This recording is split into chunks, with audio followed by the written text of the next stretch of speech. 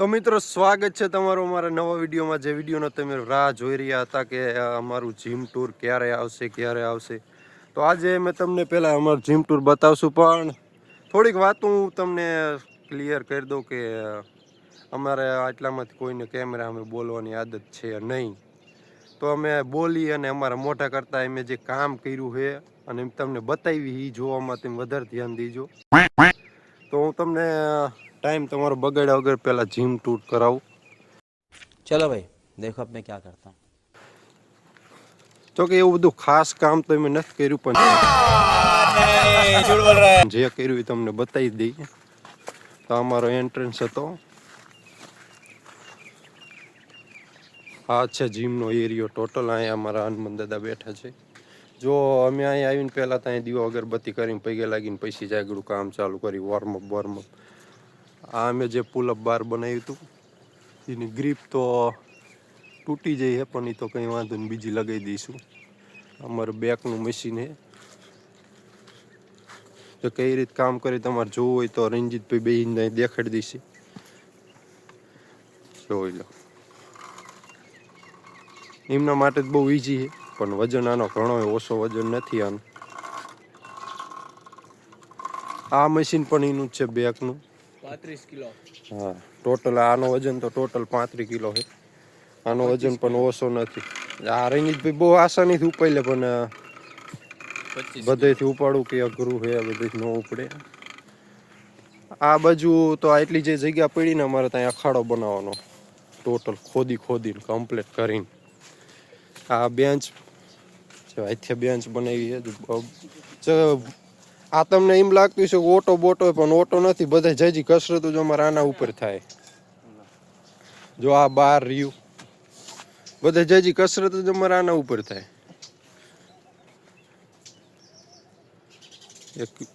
ખાલી બેન્ચ છે પણ બહુ કામની છે, બહુ યુઝફુલ છે.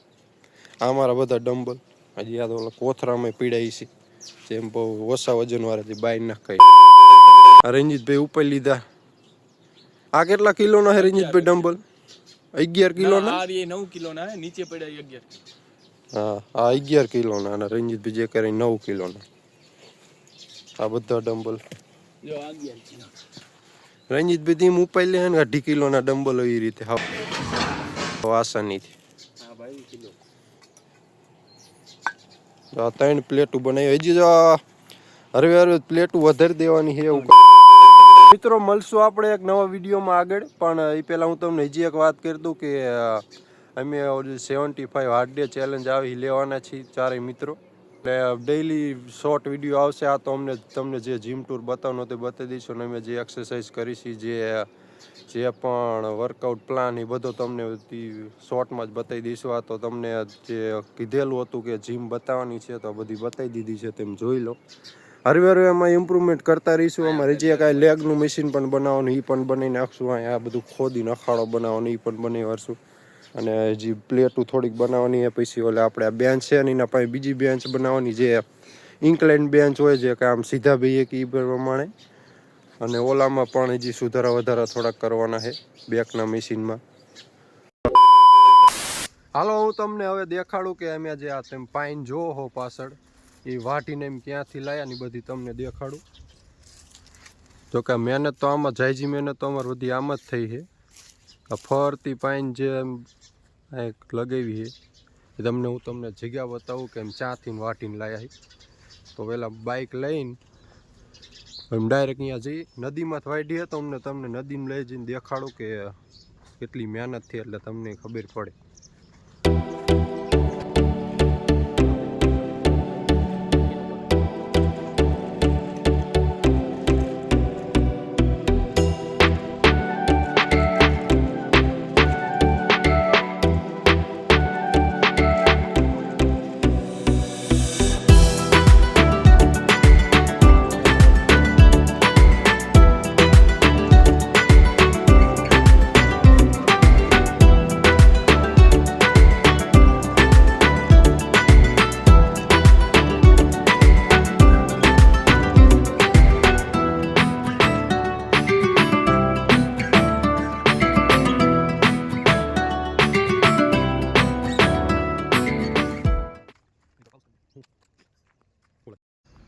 તો આ જે તેમ પાછળ જોઈ રહ્યા હો અહીંયાથી જ મેં બધી પાઇન વાઢી હતી ને અહીંયાથી છે ને બાઇકથી લઈ જઈને આ રસ્તેથી ફરી અત્યારે જે મેં આવ્યા ત્યાંથી વાઢીને લઈ ગયા હતા બધે.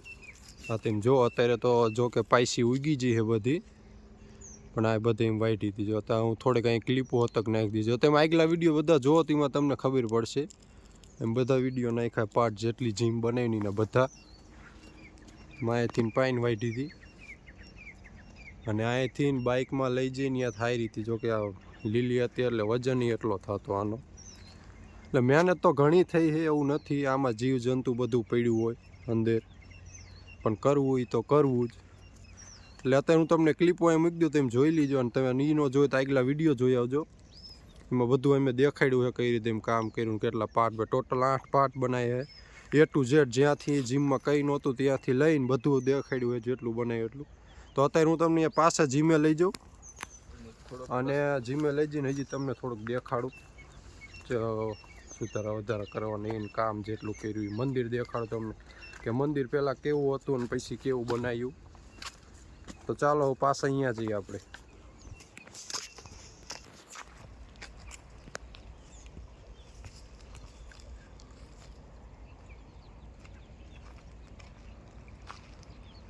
તો અહીંયા જો તમને દેખાડું કે અહીંયા મેં કેટલા ટોટલ તિરંગા અને ધજાયું નાખી. જો આ એક તિરંગો, એક આ 2, અને આ તો ધજા છે હનુમાન દાદાની, અને એક આ ઉપર રહી તમને આમ દેખાડું ઝૂમ કરીને. તો આ શ્રીરામ વાળી ધજા એ એક છે, અને હજી એક નાખી છે એ આમ રહી આના ઉપર આ રહી.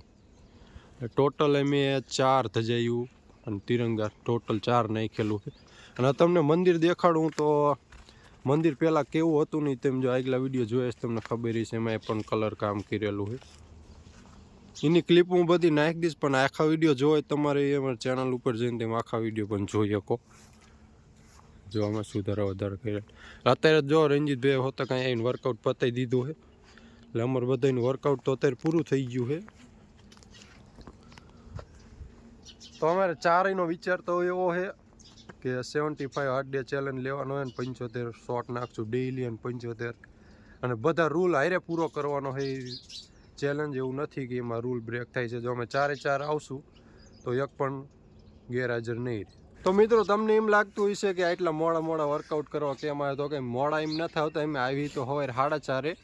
પણ શું કે આ વિસ્તાર બધો રહ્યો ને આ બધો ટોટલ જંગલ વિસ્તાર છે, એટલે અહીંયા લાઇટ બાઇટની વ્યવસ્થા છે નહીં. જો એમ અંધારામાં આવીને વિડીયો બનાવીને તો તમને વિડીયો જોવાની મજા ન આવે, અને તમને વિડીયોમાં કંઈ દેખાય ને. એટલે એ માટે મેં જ્યાં સુધી આ સૂર્ય ન ઉગે ત્યાં સુધી વાઇટ જોઈ, અને પછી વિડીયો બનાવીને તમને દેખાડી. ભાઈ વર્કઆઉટ તો અમે 4:30 આવીને ચાલુ જ કરી દઈ, કારણ કે તો સવારમાં વહેલા આવીને જ વર્કઆઉટ કર્યું કહેવાય. ભાઈ કે આવા દી ઉગે ના આવીને વર્કઆઉટ કર્યું ન કહેવાય.